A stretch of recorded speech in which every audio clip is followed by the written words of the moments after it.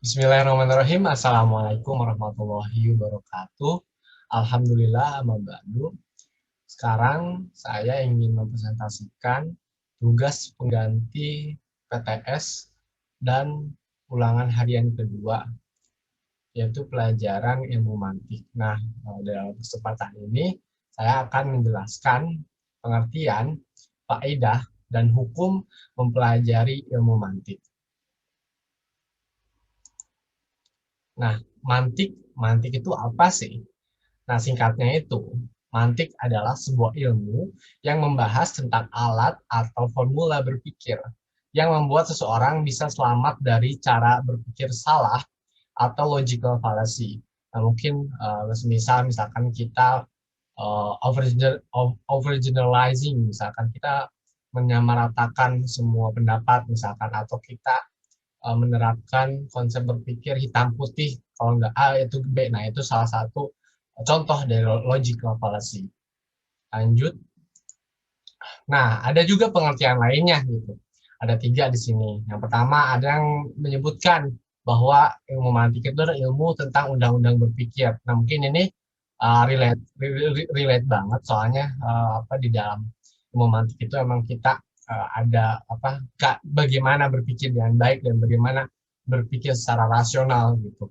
Nah, yang kedua itu ada ilmu yang pengertian selanjutnya, ada katanya ilmu mantik itu ada ilmu untuk mencari dalil. Nah, ini pun benar juga gitu. Soalnya di sini dalam berdalih kita juga harus bisa berdalil gitu. Kita juga harus bisa mendapatkan dalil. Ketika berdalih, pasti paketnya kita harus dengan dalilnya. Nah, di sini ilmu mantik ini hadir gitu untuk menambahkan dalih kita dengan dalil-dalil. Nah, yang selanjutnya ada yang menyebutkan juga ilmu mantik itu ilmu untuk menggerakkan pikiran kepada jalan yang lurus dalam memperoleh sesuatu kebenaran. Nah, artinya di sini kita ketika berpikir itu ada landasan yang mendukung kebenaran atau validitas dari pemikiran kita atau paradigma kita sendiri gitu. Lanjut. Nah, faidah atau apa ya?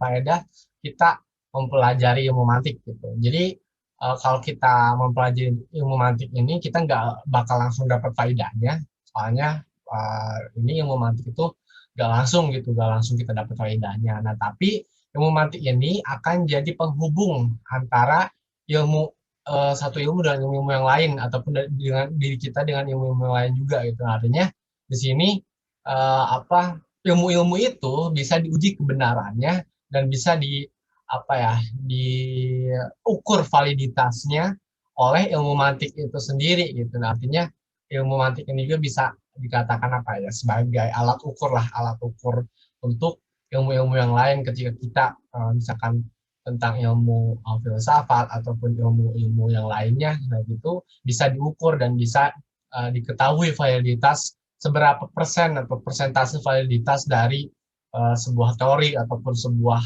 pengertian dari suatu ilmu. Nah, selanjutnya, nah ini ada hukum belajar ilmu mantik. Ada ada tiga sebenarnya. Nah, ada tiga.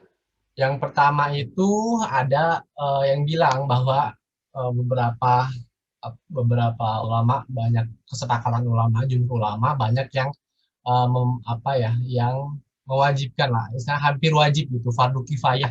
Nah, kalau tidak bercampur dengan asal gitu, asal syaratnya itu gak bercampur sama kesesatan para filsuf atau tahafut falsafah gitu.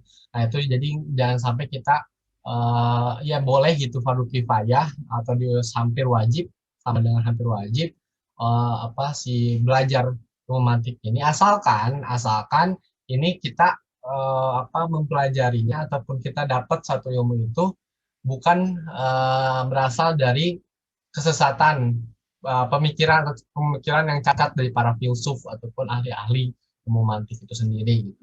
Nah, yang kedua itu ada pendapatnya mubah walaupun bercampur dengan kesesatan para filsuf. Nah, ini orang apabila dengan syarat gitu, apabila orang yang mempelajarinya itu sempurna akalnya. Jadi ketika dimubahkan pun itu kita harus lihat siapa yang mempelajari atau siapa yang mengkajinya. Nah, ketika itu baru itu boleh hukumnya mubah gitu. Nah ini pendapat kebanyakan ulama. Nah tapi ada beberapa yang ketiga nih, pandangan dari beberapa ulama gitu, walaupun nggak banyak, tapi kita coba sebutin juga gitu. Yaitu haram.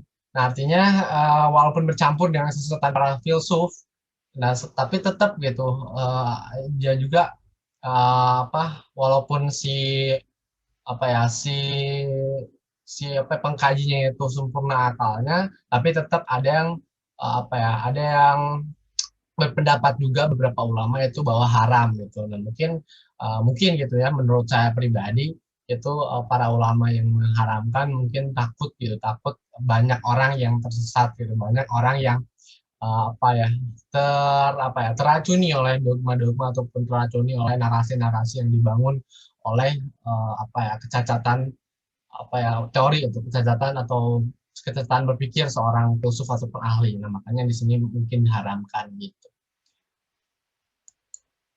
Nah mungkin sekian untuk penjelasannya, soalnya saya ringkas biar padat dan singkat dan jelas gitu.